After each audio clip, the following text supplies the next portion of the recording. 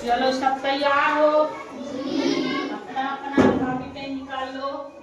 एकलव्य में आने वाले हम लोग जो अपठित गद्यांश है इसको अनुच्छेद करते हैं, वैसे आज देखेंगे कैसे आता है ना, पूछता है। तो इसमें अपठित गद्यांश दिया है, यदि समय है तो इसको पढ़ लेना है। पर्यटन, मनोरंजन और शैक्षिक दोनों ही होता है। इसे सदा ही शिक्षा का महत्वपूर्ण अंग माना गया है।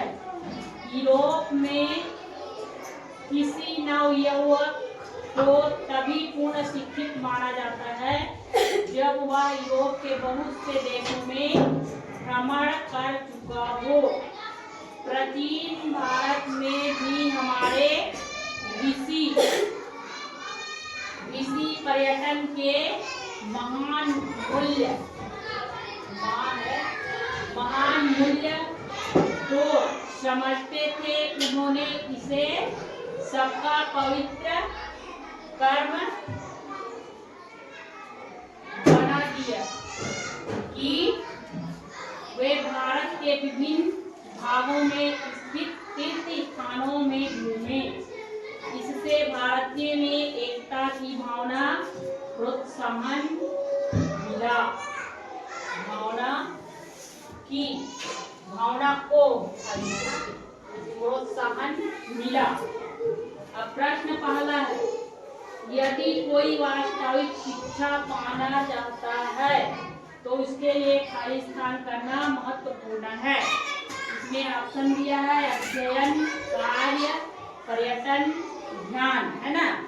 तो ऊपर में जो हम लोग क्या पढ़े थे, पर्यटन, मनोरंजन और शैक्षिक दोनों ही होता है यहाँ पे। तो पर्यटन का मतलब आप लोग क्या समझ रहे हैं? पर्यटन माने क्या समझे? पर्यटन का मतलब होता है जैसे कोई देखने लायक जगह होती है, मानपाट तो लोग बहुत देखने जाते हैं ना। तो हम लोग पुस्तक में पढ़े हैं मानपाट का शहर, पढ़े हो ना। तो जो हम लोग पढ़े हैं पुस्तक से, अब जाके देखेंगे उससे हमें क्या होगा, ज्यादा ज्ञान मिलेगा। कहाँ पे मछली पॉइंट है, कहाँ पे मीठा पॉइंट है, मीठा पॉइंट कैसे है, दाल कैसे है, उल्टा पानी कैसे है। जब हम मानपाट जाएंगे तभी हमको पता चलेगा।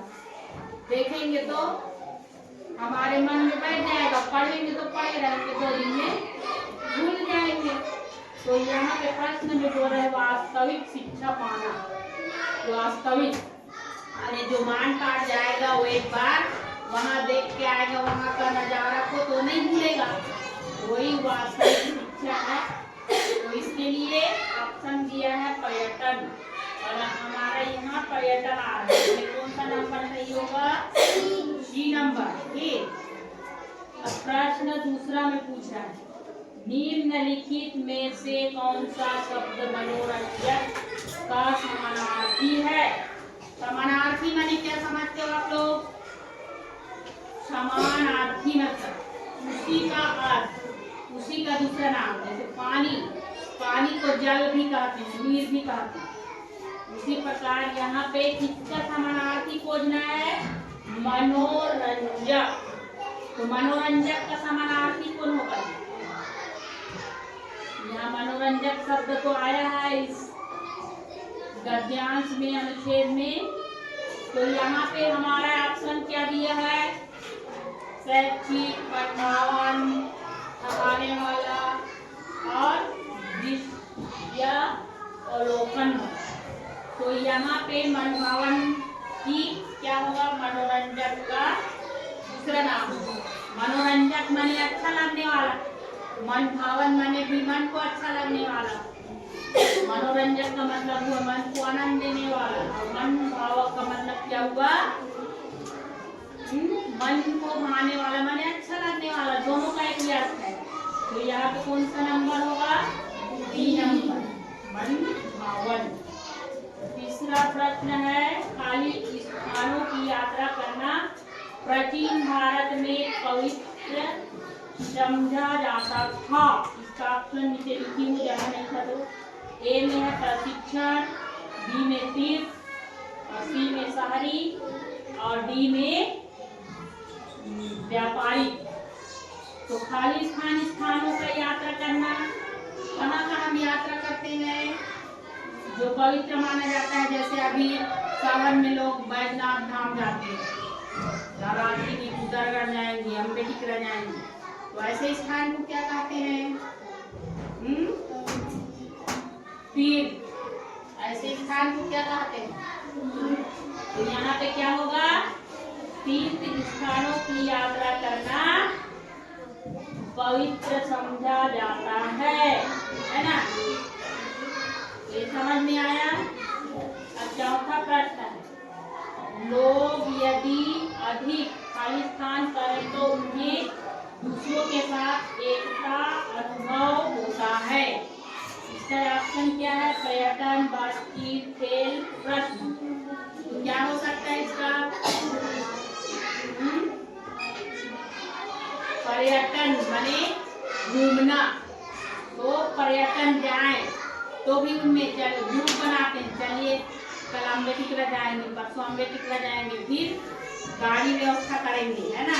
क्या खाएंगे, क्या पिएंगे, उसके लिए सलाह करती हैं, पैसा इकट्ठा करती हैं। तो पर्यटन करने से ही क्या बढ़ रहा है? एकता बढ़ रहा है ना? तो इसका ऑप्शन भी पर्यटन होगा।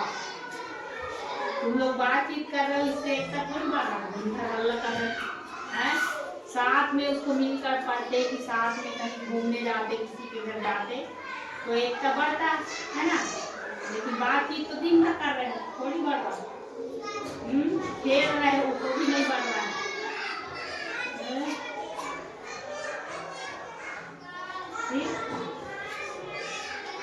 आगे क्या है? प्रश्न 5, ऋषि वह व्यक्ति है जो खाली स्थान होता है, विद्वान है, चतुर है, स्वतंत्र है, धूर्त है। क्या है ऋषि लोग क्या होते हैं? विद्वान। ऋषि लोग क्या होते हैं? विद्वान। कितना बनाए थे आप लोग? कितने लोग का कितना सही हुआ? देख सकते हैं आप कितना सही हुआ। नहीं हुआ है तो एक बार फिर पढ़ना और इसको फिर बनाने का प्रयास करना। इसी के जैसे अगला और एक अनुच्छेद देखना, पढ़ना, फिर बनाने का प्रयास करना। जब तक प्रयास नहीं करोगे, अभ्यास नहीं करोगे, न समझोगे न सीखोगे। सेम ऐसे प्रश्न नहीं देता है, ऐसे देगा किसी प्रकार, मतलब इसको हल करने का तरीका सीखे रहोगे। यहाँ से हमको उत्तर छांटना आता है। यही में से लगभग 5 प्रश्न देता है, उसमें से 3 प्रश्न का उत्तर तो अंदर से ही मिलते हैं। ठीक है? तो प्रश्न को पढ़ना है, अनुच्छेद में खोजना है, उससे मिलता जुलता कोई शब्द तो मिलेगा मिलता जुलता। जैसे हम यहाँ पे पर्यटन, मनोरंजन, शैक्षिक दोनों होता है, मनोरंजन शैक्षिक, तो पहला प्रश्न तो मिल गया। ठीक उसी तरह जब उसको नहीं पढ़ोगे, नहीं खोजोगे तो नहीं मिलेगा। तो अभ्यास करना बहुत जरूरी है, बिना अभ्यास का नहीं हो पाएगा।